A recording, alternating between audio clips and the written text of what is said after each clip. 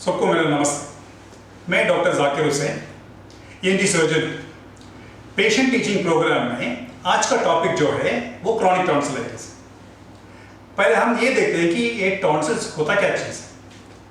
जबान खोल के देखेंगे तो अंदर एक एक साइड में एक एक करके छोटा सा आलमंड शेप एक स्ट्रक्चर होता है, जैसा ये पिक्चर में दिखता है। इसको टॉन्सिल्स बोलते हैं। ये वायरस, बैक्टीरिया और एलर्जी से हमें सेफगार्ड करता है, प्रोटेक्ट करता है, मतलब पुलिसमैन का काम करता है। कभी कभी क्या होता है, ये खुद एक इंफेक्शन का सोर्स होकर बदल जाता है, तो वो क्रॉनिक टॉन्सिलाइटिस बोलते हैं। इसका इटियोलॉजी क्या है, कारण क्या है? कारण दो हो सकता है। पहले का एक्यूट टॉन्सिलाइटिस इन्फेक्शन जो हुआ था उसका ट्रीटमेंट ठीक से नहीं हुआ, इसलिए बार बार इन्फेक्शन होता रहता है। सेकेंड रीजन ये है कि इन्फेक्शन साइनस से और कहीं भी जहां इन्फेक्शन है वहां से टॉन्सिल्स में आके इन्फेक्शन कर सकता है। सिम्टम्स क्या है? ये टॉन्सिलाइटिस और क्रॉनिक टॉन्सिलाइटिस जो है वो बच्चों में कॉमन है, तो इसका कंप्लेन जो है माँ ज्यादा देर करती है। माँ क्या बोलती है कि डॉक्टर हर टाइम ये बीमार रहता है, गले में दर्द रहता है, और कभी कभी क्या होता है कि दर्द रहता है, उसको बुखार हो जाता है, जुकाम हो जाता है, बुखार हो जाता है, साथ साथ में कुछ खाता नहीं है, कुछ पीता नहीं है। डॉक्टर के पास जाते हैं, ENT नहीं तो पीडियाट्रिशियन के पास जाते हैं, तो बोलते हैं कि टॉन्सिलाइटिस हो गया और एक कोर्स एंटीबायोटिक देते हैं। ये हर साल में बहुत बार होता है, 5, 6, 7 बार होता है। वो टाइम में वो स्कूल भी जा नहीं पाता। ये है कॉमन कंप्लेन। इन्फेक्शन के बाद वो फिर भी कंप्लेन करता है कि ऐसा लगता है कि कुछ है अंदर, डिस्कम्फर्ट रहता है और कुछ खाता नहीं है, एपेटाइट कम हो जाता है, उसका वेट लॉस भी हो जाता है। और कभी कभी क्या होता है, कई बच्चों में टॉन्सिल्स के साइज की वजह से वो ठीक से सो भी नहीं पाता। ये है कॉमन कंप्लेंट। तो बच्चों को एग्जामिन करेंगे तो क्या दिखेगा कि टॉन्सिल्स का साइज बड़ा है और साथ साथ में गले में कुछ सूजन होने का फाइंडिंग हो सकता है।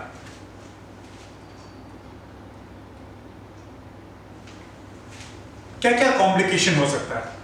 अभी ये जो कंप्लेन हुआ, मैं भी अभी एक कोर्स एंटीबायोटिक पेन किलर दे के भेज दिया, तो क्या क्या दोबारा हो सकता है? ये बच्चा फिर यही कंप्लेन से वापस आ सकता है, नहीं तो टॉन्सिल के ऊपर छोटा स्टोन जैसा फॉर्मेशन हो सकता है। तो ये आ गया, टॉन्सिल स्टोन जैसा हो गया, तो क्या हो सकता है? बैड स्मेल हो, नहीं तो टॉन्सिल के पास में पस फॉर्म हो सकता है, गले में पस फॉर्म हो सकता है। ये टॉन्सिल के पास पस फॉर्म और गले में जो पस फॉर्म होता है, उसके लिए एडमिशन भी मस्ट हो जाता है। ये कॉम्प्लिकेशन इधर से नहीं रुकता। टॉन्सिलाइटिस की वजह से हार्ट में प्रॉब्लम हो सकता है, किडनीज भी इफेक्ट हो सकता है। सो ये सब कॉम्प्लिकेशंस टॉन्सिलाइटिस की वजह से हो सकता है। इन्वेस्टिगेशन क्या क्या करना है? आप सुने होंगे कि टाइफाइड हो गया, कि वाइडल टेस्ट किया वो पॉजिटिव भी आ गया। वैसा क्रॉनिक टॉन्सिलाइटिस में एक ब्लड टेस्ट करके डायग्नोसिस नहीं कर सकते, वो हिस्ट्री में और एग्जामिनेशन से डायग्नोसिस होता है। उसका ट्रीटमेंट क्या है? एक बार टॉन्सिलाइटिस, क्रॉनिक टॉन्सिलाइटिस डायग्नोसिस हो गया, उसका ट्रीटमेंट तो एक ही है, टॉन्सिलेक्टमी, टॉन्सिल्स को निकालना।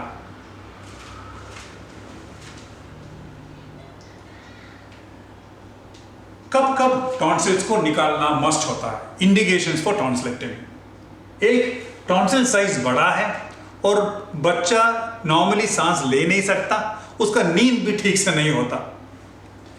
सेकंड, टॉन्सिल्स के साथ में उसके पास में पस फॉर्मेशन हो जाता है और एक बार एडमिशन उस कारण हो गया। बार बार रिपीटेड इन्फेक्शन होता है। कितना बार इन्फेक्शन होता है? एक साल में 7 बार इन्फेक्शन, नहीं तो लास्ट 2 साल में हर साल 5 बार इन्फेक्शन, नहीं तो लास्ट 3 साल में हर साल 3 बार इन्फेक्शन। इन्फेक्शन से क्या मतलब है?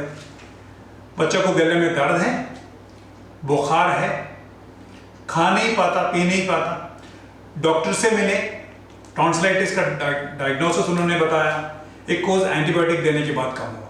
That is 1 episode. ऐसा इतना है तो टॉन्सिलेक्टमी ऑपरेशन करने का इंडिकेशन हो। What are the contraindications of tonsillectomy? कौन सा केस में हम करना नहीं चाहते? ये बच्चे का उम्र 3 साल से कम है तो हम वेट करेंगे कि 3 साल के बाद हम करें। तो इसका मतलब ये नहीं हुआ कि 2 साल का बच्चे में हमें कभी भी ऑपरेशन नहीं करते, ऐसा नहीं हुआ। तो सपोज 2 साल का बच्चा है, वो सो नहीं पा रहा, तो ऑपरेशन मस्ट है तो करते हैं। बट अनेक कॉमनली क्या होता है कि ज्यादा देर हम 3 साल से ज्यादा उम्र के लिए वेट करते हैं। अगर जो बच्चों को स्किन में घाव हो गया, वो खून निकल गया और स्टॉप नहीं हो रहा है, नॉर्मली 5 नहीं तो 10 मिनट में स्टॉप हो जाना चाहिए। 15 मिनट, 20 मिनट, 25 मिनट में भी खून रुक नहीं रहा है तो इसको स्पेशल टेस्ट चाहिए। फैमिली हिस्ट्री लेंगे तो फादर को, मदर को, नहीं तो किसी को रिलेटिव्स में भी ये फैमिली हो सकता है, तो हम इसे हेमेटोलॉजिस्ट के पास रेफर करते हैं, डिटेल एग्जामिनेशन, ब्लड टेस्ट करते हैं, उनका जो प्रोटोकॉल है वो फॉलो करके हम ऑपरेशन करना पड़ेगा। ऑपरेशन के पहले थोड़ा blood test, blood grouping, platelet और एक्सरेज कर लेंगे।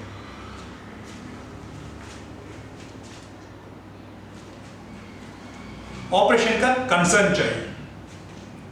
कंसर्न के बाद तकरीबन 1 घंटा 2 घंटे के अंदर ब्लड रिपोर्ट, एक्सरे सब रेडी हो जाता है। वो रिपोर्ट के साथ पीडियाट्रिशियन से मिलना है, वो आपको सर्जरी का क्लियरेंस दे। उसके बाद पीडियाट्रिशियन के क्लियरेंस लेने के बाद आपको एनेस्थीसिया डॉक्टर से मिलना है। एनेस्थीसिया डॉक्टर एग्जामिन करके बताएगा कि बच्चा एनेस्थीसिया के लिए फिट है कि, वो भी हो गया। कंसर्न हो गया, एग्जामिनेशन बाय डॉक्टर हो गया, ईएनटी डॉक्टर दोबारा देखेगा, वो हो गया। पीडियाट्रिशियन देख लिया, क्लियरेंस दे दिया, और एनेस्थीसिया देख लिया, क्लियरेंस दे दिया। अभी सर्जरी डे केयर हो सकता है, नहीं तो 1-2 दिन का एडमिशन। ये डे केयर का मतलब क्या है? मतलब ये रिपोर्ट के साथ फैमिली सुबह में आएंगे 5-6 बजे, हॉस्पिटल आके उस दिन ऑपरेशन चलेगा, उसी दिन शाम को 5-6 बजे घर जा सकते हैं। एडमिशन 1-2 दिन, मतलब सपोज ऑपरेशन ट्यूसडे के दिन है, मंडे मॉर्निंग बच्चा एडमिट हो जाएगा। Concern surgical fitness, anaesthesia clearance उस दिन सुबह में सब हो जाएगा, रात में बच्चा हॉस्पिटल में सोएगा, ट्यूसडे ऑपरेशन है, वेडनेसडे डिस्चार्ज। इसका ये मतलब हुआ एडमिशन फॉर ए डे और 2। अभी उसका वर्कअप के टाइम में डिटेल हिस्ट्री दोबारा ले लेंगे, फैमिली हिस्ट्री, मेडिसिन हिस्ट्री भी ले लेंगे। प्री ऑपरेटिव एडवाइस, समझो बच्चा मंडे एडमिट हो गया, उस दिन रात में डिनर, घर का डिनर नहीं तो हॉस्पिटल प्रोवाइडेड डिनर लेना है। प्लीज ट्राई टू अवॉइड बाहर का खाना, जंक फूड अवॉइड करो प्लीज। ज्यादा पानी लेना और जल्दी सोने के लिए बोलना। 8 घंटे का 8 आवर्स ऑफ गुड स्लीप चाहिए। उस दिन रात में 12 बजे के बाद कुछ भी पीने मत देना प्लीज, ऑपरेशन होने के बाद तक। जब तक सिस्टर नहीं बताएगी तब तक कुछ नहीं। अभी नेक्स्ट टॉन्सिलेक्टमी। नेक्स्ट डे सुबह में ड्रेस चेंज करके, ऑपरेशन ड्रेस चेंज करके बच्चा सीधा जाएगा ऑपरेशन थिएटर। तकरीबन 1 घंटा नहीं तो समझो 30 मिनट ज्यादा, 1.5 आवर्स तक ऑपरेशन हो जाएगा। Usually 1 hour, maybe less than that also. उसके बाद बच्चा आएगा रिकवरी रूम, उधर 15 नहीं तो 20 मिनट, उसके बाद दोबारा रूम नहीं तो वार्ड पहुंच जाएगा। जब वार्ड आएगा बच्चा बहुत इरिटेबल स्टेज में रहेगा और रोता रहेगा। थोड़ा खून इधर हो सकता है, थोड़ा ब्लड क्लॉट नाक से आ सकता है। वॉमिटिंग शायद करेगा, छींकेंगे तो गरम, जिस्म गरम जैसा लगेगा, और कान का पेन भी बोल सकता है। कान में तो कुछ किया है नहीं, फिर कान का पेन बोल सकता है, आवाज भी बदल गया। ऐसा है तो nothing to worry, this is a part of the surgery, all this can be taken care of. Post operative, बच्चा रूम पहुंच गया, ऑपरेशन के बाद 4 घंटा तक कुछ पीने कुछ मत देना, उसको सुला दो, सोएगा, ट्राई तो करो। ये 4 घंटा में वार्ड सिस्टर जो है बार बार आके वाइटल्स चेक करेगी, टेम्परेचर चेक करेगी, देखेगी ब्लीडिंग कुछ है, कुछ कॉम्प्लिकेशन है क्या, चेक करके जाएगा। 4 घंटा के बाद पहले ठंडा पानी, आइस कोल्ड वाटर दे दो थोड़ा। वॉमिट नहीं किया तो वनीला आइसक्रीम दे दो थोड़ा, 1-2 कप दे दो। उसके बाद सिस्टर आएगी, एंटीबायोटिक और पेन किलर और नेसल ड्रॉप्स ये सब दे के जाएगी। डाइट में उस दिन क्या क्या दे सकते हैं ये हम देखते हैं। आइस कोल्ड वाटर दे सकते हैं शुरुआत में, उसके बाद वनीला आइसक्रीम, उसके बाद जेली, पुडिंग, योगर्ट, ये सब दे सकते हैं। अभी देखते हैं कि क्या नहीं देना चाहिए। Hot spicy food, orange juice, lemon juice avoid करो, सॉफ्ट ड्रिंक्स अवॉइड करो। ये उस दिन का डाइट हो गया, मतलब लिक्विड डाइट। नेक्स्ट डे इसके साथ आप सॉफ्ट फूड स्टार्ट कर सकते हैं।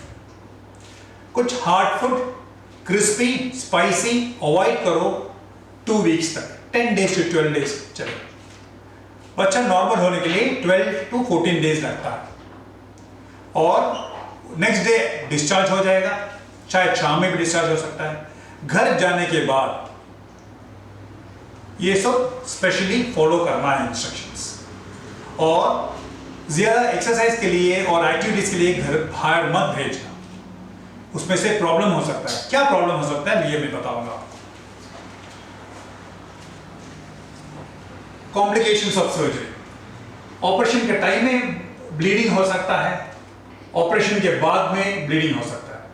अगर जो घर में पहुंचने के बाद ब्लीडिंग हुआ तो घर में वेट मत करना प्लीज, बच्चों को लेके सीधा हॉस्पिटल जाना, डॉक्टर को बताना, वो एग्जामिन करेगा, थ्रोट एग्जामिन करेगा, देखा गया कि ये मस्ट एडमिशन मस्ट है कि नहीं है तो प्लीज एडमिट करना, और फिर दोबारा देखेगा कि ब्लीडिंग कंट्रोल करने के लिए थिएटर जाना है कि नहीं, तो जाना है तो ऑपरेशन थिएटर लेके जाएगा ब्लीडिंग कंट्रोल करने के लिए। ये कॉम्प्लिकेशंस ऑफ सर्जरी। तो 2 वीक्स तक केयरफुल रहना है, 2 हफ्ते के बाद he is back to normal. Healthy children means happy family. इस वीडियो में टॉन्सिल क्या है, उसका एक्शन क्या है, फंक्शंस आई मीन क्या है, और क्या क्या कंप्लेंट्स हो सकता है, एग्जामिनेशन फाइंडिंग्स क्या है, हॉस्पिटल से, डॉक्टर से आप क्या एक्सपेक्ट कर सकते हैं, ऑपरेशन के बाद क्या करना है क्या नहीं करना है, इस वीडियो से हमने देखा। Thank you so much.